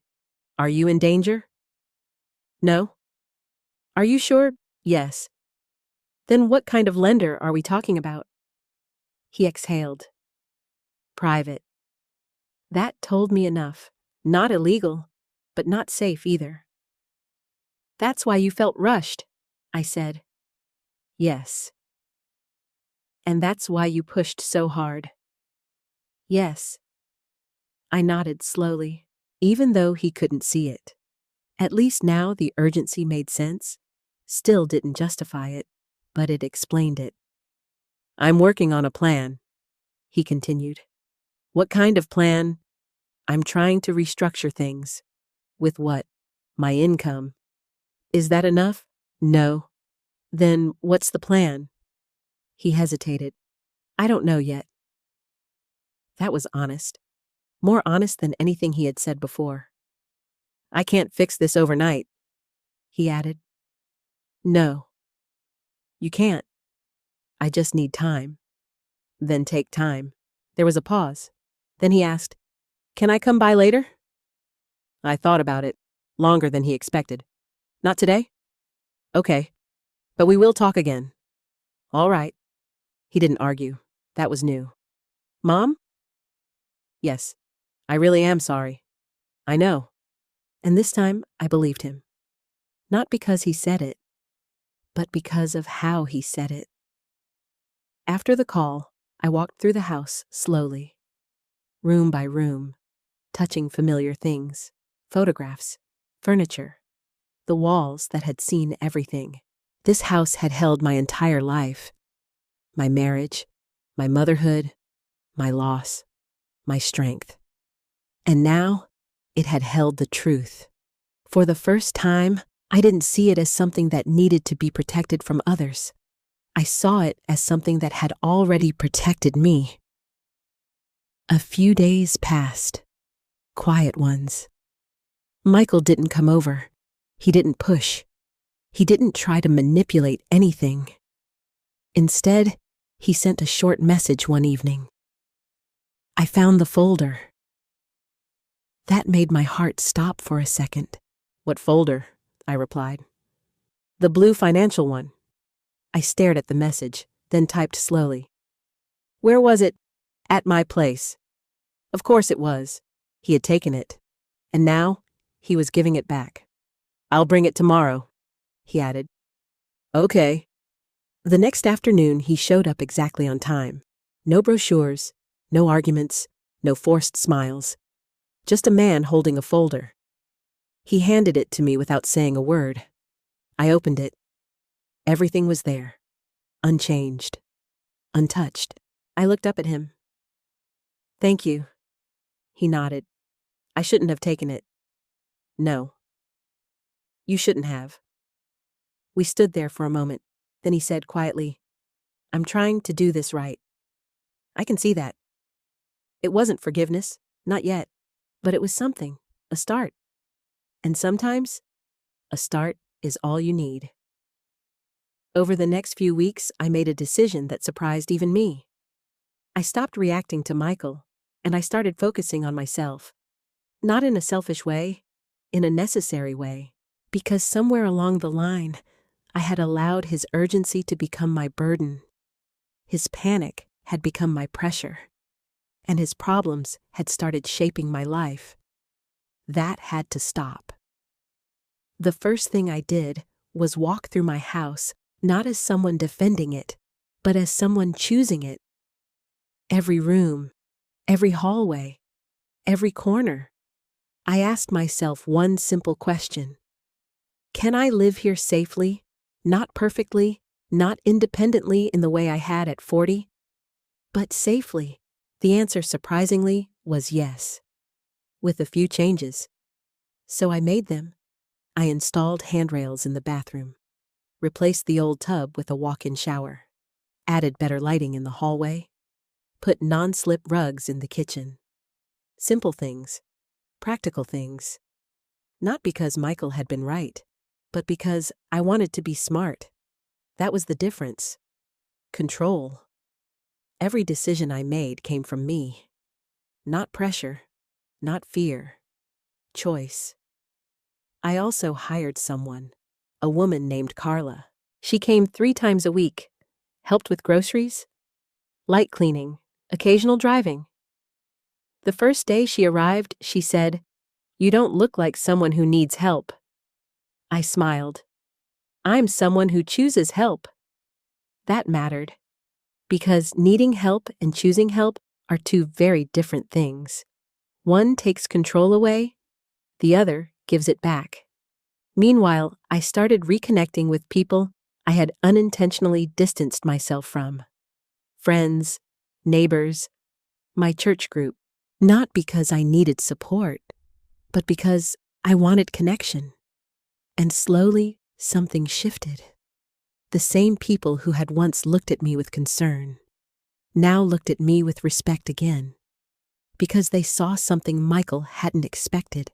Clarity, confidence, strength, not weakness, not confusion, not decline. Michael noticed too. He stopped by one afternoon about 3 weeks later, not with folders, not with arguments, just himself. He stood in the doorway looking around. You made changes? I did. It looks good. Thank you. He stepped inside slowly, taking it all in, the railings, the new fixtures, the small adjustments. You didn't move, he said. No. You improved it. Yes. He nodded. I didn't think of that. I know. We sat at the kitchen table again, but this time, there was no tension. Just space. Honest space. How are things? I asked. He exhaled. Hard. Still? Yeah. What have you done so far? I met with a financial advisor. That's good. I started consolidating some of the debt. That's also good. I sold one of my properties. I raised an eyebrow. At a loss? Yes. But it helped. Good. He nodded. I'm cutting back on everything. That's necessary. I know. There was a pause. Then he said something I didn't expect. I told them the truth. Who? My creditors. What did you say? That I made mistakes. That I overextended. That I was trying to fix it. I looked at him carefully. And how did they respond? Some were understanding. Some weren't. That's how it works.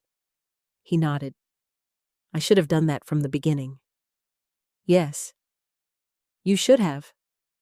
We didn't sugarcoat it, because truth doesn't need comfort to be real. I keep thinking about what you said, he added. What part? That I didn't trust you.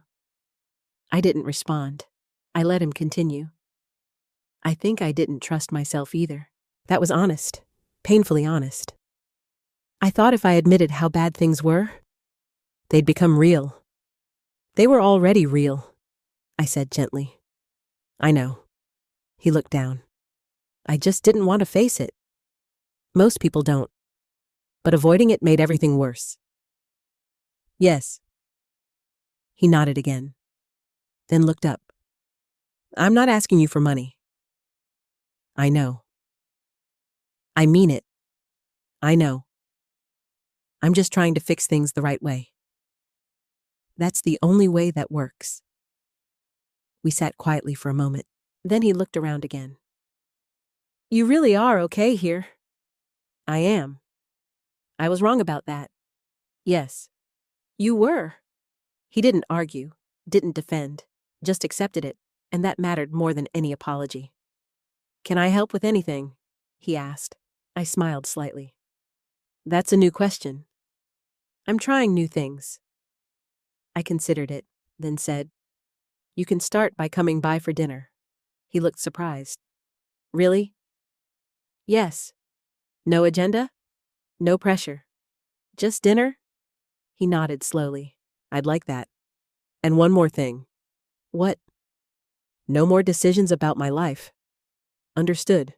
No more speaking for me. Understood. And no more trying to fix things behind my back. I won't. I held his gaze, making sure, because words are easy, patterns are not. I mean it, he added. I believe you want to mean it. That was as far as I could go. For now. Because trust doesn't return all at once. It rebuilds, piece by piece, choice by choice. That evening, after he left, I sat on the porch again. The same place Harold and I had shared countless sunsets. The maple tree swayed gently in the breeze. And for the first time in a long time, I didn't feel like I was defending my life. I felt like I was living it again. Not perfectly, not without scars, but honestly, and honestly, that was more than enough. Time has a way of revealing whether change is real or just temporary.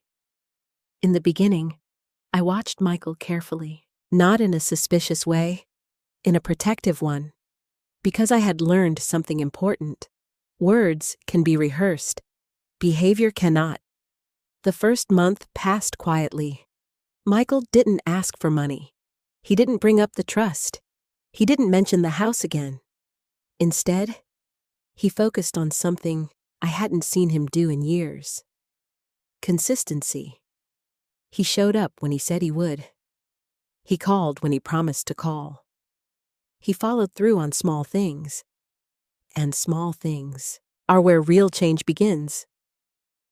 One afternoon, he came by with a bag of groceries. I figured you might need a few things, he said. I raised an eyebrow. I already have groceries. I know. Then why bring more? He smiled slightly. Because I wanted to do something useful. That was different. Not controlling. Not strategic. Just helpful. I let him in. We unpacked everything together. Nothing expensive. Nothing unnecessary. Just basic items. Milk. Bread. Fresh vegetables. Simple things. How's work? I asked. He shrugged. It's steady. That's good. It's not what I used to do. What matters is that you're doing it. He nodded. I needed something stable. Stability isn't a step backward. It's a foundation. He looked at me for a moment, then said quietly, I wish I had understood that sooner.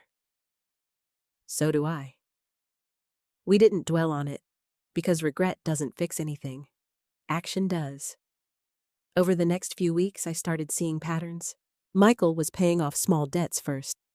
He stopped talking about quick fixes. He stopped chasing shortcuts. Instead, he was rebuilding. Slowly. Deliberately. And that told me something important. He wasn't trying to recover his old life. He was trying to build a new one. One evening, he stayed for dinner. We sat at the same table where everything had once fallen apart. Now, it felt different. Lighter. Not perfect, but honest. Halfway through the meal, he said, I went back to the advisor today. What did they say? They told me something I didn't want to hear. What was that? That I can't rush this. I smiled slightly. That's good advice. I know. I just don't like it. No one does. He laughed softly. Yeah. Then he grew serious again. They also said I should be transparent with family. I looked at him. You are now. I'm trying. There was a pause. Then he reached into his jacket and pulled out an envelope. What's that? I asked. Something I took. I felt my chest tighten. What do you mean? He placed it on the table. I found it months ago. Where? In Dad's office. I froze. Before you locked it. I looked at the envelope.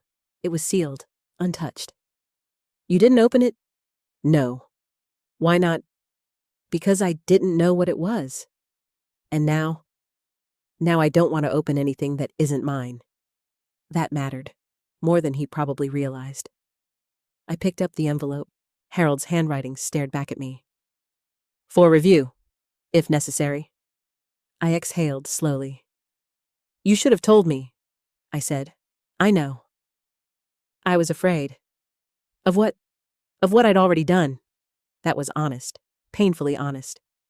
And now, I asked, I'm more afraid of doing it again.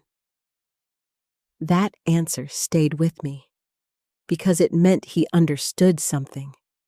Not just the consequences, but the pattern, and breaking a pattern. That's where real change begins. I set the envelope aside. I'll look at it later. He nodded. I didn't want to keep it. Thank you for bringing it back. We finished dinner quietly. Not awkwardly, just peacefully.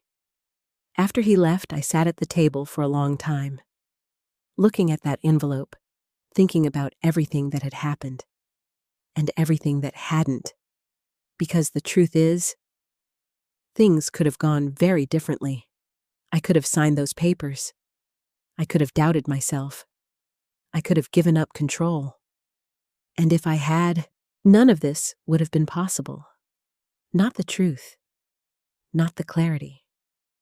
Not even this slow rebuilding with my son. The next morning, I opened the envelope. Inside were notes, more records, more documentation. Harold's voice once again guiding me. But this time, I didn't feel like I was uncovering something hidden. I felt like I was continuing something already understood. Because Harold hadn't just protected me from the world. He had prepared me for it. A few days later, Michael called. "I got approved for a repayment plan," he said. "That's good. It's not easy. It's not supposed to be. But it's manageable. That's what matters." There was a pause. Then he said, "I couldn't have done this before." "Why not?" "Because I was always looking for a way out. And now I'm looking for a way through." I smiled. That was the difference. A big one. And for the first time, I believed he might actually make it. Not because things were fixed, but because he had changed how he faced them. And that changes everything. By the time autumn arrived, the air around us had changed. Not just outside with cooler winds and falling leaves, but inside our relationship. Michael no longer came to my house like someone with a plan. He came like someone rebuilding trust. Slowly, carefully, without expectation. And that made all the difference. One Sunday afternoon, he showed up earlier than usual. No groceries this time, no errands. Just a quiet knock on the door. When I opened it, he looked different. Not physically, something deeper. Lighter. "Hi," he said. "Hi. Can I come in?" "Of course." He stepped inside, glancing around like he always did now, not to evaluate, but to notice. "I like what you did with the living room," he said. I moved a few things around. "It feels warmer." I smiled. "It is." We sat down. No rush, no pressure. Just two people learning how to talk again. After a moment, he reached into his jacket. Not like before. No tension, no secrecy. Just a simple movement. "I wanted to show you something," he said. He handed me a folded piece of paper. I opened it. It was a repayment schedule, detailed, organized, structured over several years. "You made this?" I asked. "With my advisor." I read through it carefully. This is realistic. That's the point. No shortcuts. No shortcuts. I looked up at him. "You're really doing it." "I am." "And how does it feel?" He let out a slow breath. "Hard. But honest. That matters more than easy." "I know." There was a pause. Then he said something that stayed with me. "I think this is the first time in years I actually understand where my money is going." I nodded. "That's what responsibility feels like." "Yeah." We sat quietly for a moment. Then he added, "I also did something else." "What?" "I paid Linda back." I raised my eyebrows. "All of it. Not all at once. But I started. She didn't even ask for it. That's why I needed to." That mattered, because paying back debt isn't just about money. It's about accountability. "I'm proud of you," I said. He looked surprised. "You are?" "Yes." "That doesn't mean everything is fixed." "I know. But it means you're moving in the right direction." He nodded slowly. "I want to keep moving." "Then keep doing what you're doing." "I will." Another pause. Then he asked something more personal. "Do you trust me?" I didn't answer right away, because that question deserved honesty. "Not completely," I said. He nodded. "I figured. But I trust what you're doing." "That's fair. And trust grows from consistency." "I understand." He didn't argue, didn't push. That alone told me he was learning. "Can I ask you something?" I said. "Anything." "What made you change?" He thought about it, really thought, then answered slowly. "When you told me I wasn't being honest, I realized I wasn't just lying to you. I was lying to myself. I listened. Everything I was doing, I kept telling myself it was temporary, that I'd fix it before anyone noticed. But that wasn't true." "What was true?" I asked. "I was afraid." Afraid of failing. Afraid of losing everything. Afraid of admitting I already had. He looked at me. And instead of facing that, I tried to control everything around me. I nodded. That's what fear does. It makes control feel like safety, even when it's not. He exhaled. Yeah. Then he added, and when you didn't let me control things, I got desperate. I remember. I'm sorry. I know. This time his apology didn't feel like something he was offering. It felt like something he understood, and that made it real. Later that evening, we sat on the porch together, the same place where Harold and I had spent so many years, the same place where I had once felt completely alone. Now it felt different. Not because everything was perfect, but because it was honest. Michael looked out at the yard. I forgot how peaceful this place is. You didn't forget. You just stopped noticing. He nodded. That's true. After a while, he said quietly, I thought this house was the answer. It isn't. I know that now. What is the answer? He smiled slightly. Doing the work. Every day. No shortcuts. I smiled. That sounds familiar? It should. We both laughed softly. Then he looked at me. Thank you. For what? For not giving up on me. I shook my head. I didn't give up on you. I just stopped letting you take control of me. He nodded. That's what I needed. And maybe he was right, because sometimes the best way to help someone isn't by fixing their problems. It's by refusing to let them avoid them. As the sun set behind the maple tree, I felt something I hadn't felt in a long time. Peace. Not because everything was solved, but because everything was finally real. And real is where healing begins. If you had asked me a few months earlier what my greatest fear was, I would have given you a simple answer. Losing my independence. But now, standing in my kitchen on a quiet Sunday morning, I understood something deeper. Independence isn't about doing everything alone. It's about having the right to choose how you live your life. And no one, no matter how close they are to you, gets to take that away. Not without your permission. That morning, Michael came over early. He brought coffee. Not because I needed it, but because he knew I liked it. Small things, they mattered now. Good morning, he said as he stepped inside. Good morning. You're already up. I've been up for hours. He smiled. Some things don't change. No, they don't.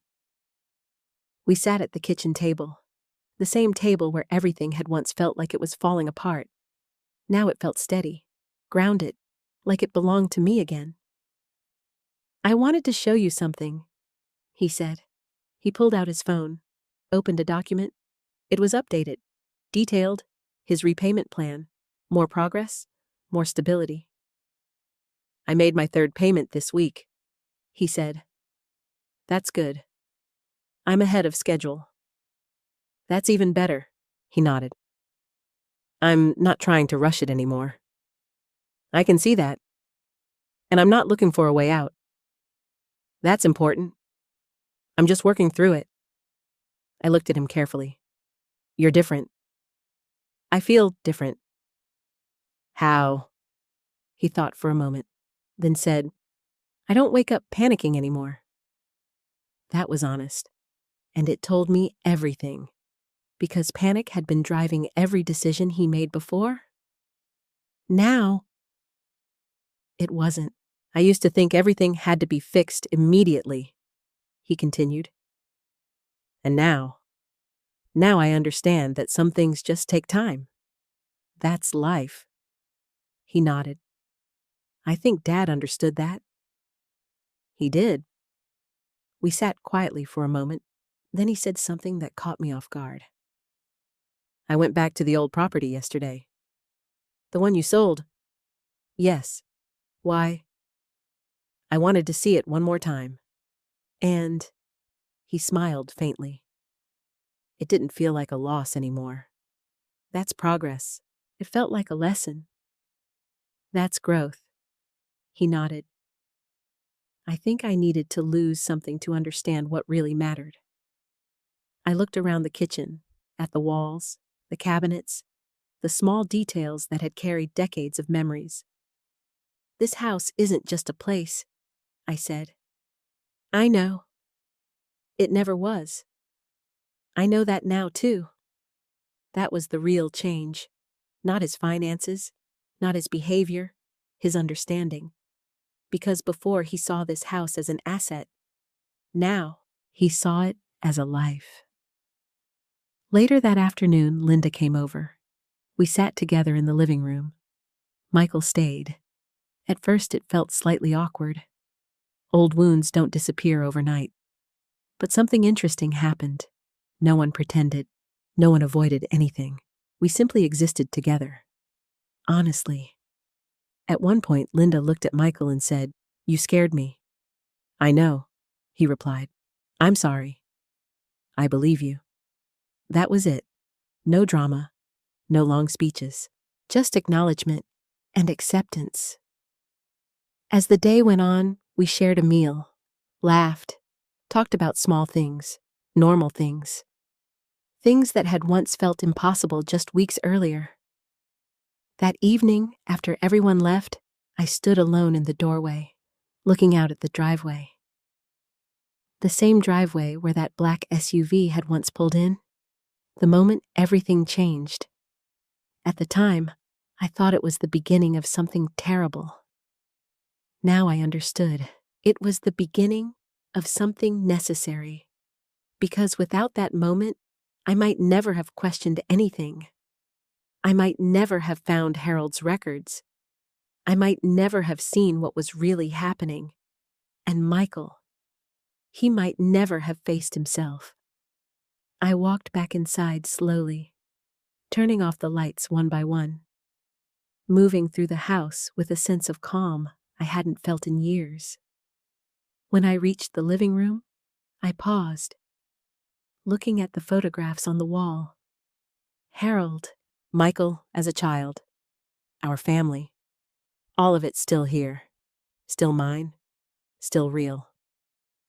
I sat down in Harold's old chair, the one I had avoided for so long after he passed, and for the first time, it didn't feel empty, it felt steady, like he had never really left, because in a way, he hadn't. His planning, his wisdom, his foresight, it had protected me when I needed it most, and it had given me something even more valuable, the ability to stand my ground, without anger, without fear, just clarity. I leaned back and whispered softly, "You were right, not about everything, but about the most important thing, that life isn't about control, it's about integrity, and integrity always reveals the truth." Outside, the wind moved gently through the maple tree, the one we had planted all those years ago. It stood tall, strong, unshaken, just like the life we had built together, and just like me.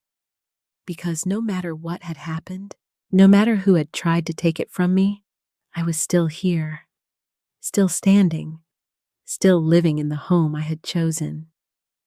And this time, not just with memories, but with something stronger, peace. If there's one thing this journey has taught me, it's this: growing older should never mean giving up your voice. Too often, people confuse care with control. They say it's for your safety, your comfort, your future. But real love doesn't take your choices away. It protects your right to make them. I almost let doubt take that from me. Not because I was weak, but because the pressure came from someone I loved. And that's the hardest kind to resist. But here's the truth I want you to remember. You are never too old to stand up for yourself. You are never too late to reclaim control of your life. And you are never a burden simply because you need support. There is a difference between being cared for and being controlled. Learn it, protect it, live it. And if you're someone on the other side, a son, a daughter, a caregiver, remember this love is not about deciding what's best for someone. It's about walking beside them while they decide for themselves. As for me, I didn't lose my home. I didn't lose my independence. And in a strange way, I didn't lose my son either. We just had to find our way back to truth. Now, I'd really love to hear from you. If you were in my place, what would you have done? Would you have trusted your child? Or trusted your instincts? Tell me in the comments. I read every single one. And don't forget to share where you're watching from and what time it is in your part of the world. I love seeing how far these stories travel. If this story meant something to you, please like the video and subscribe to the channel. There are more stories like this waiting for you. Stories about strength, family, and finding your way back to yourself. And until next time, take care of your heart and never let anyone take your voice away.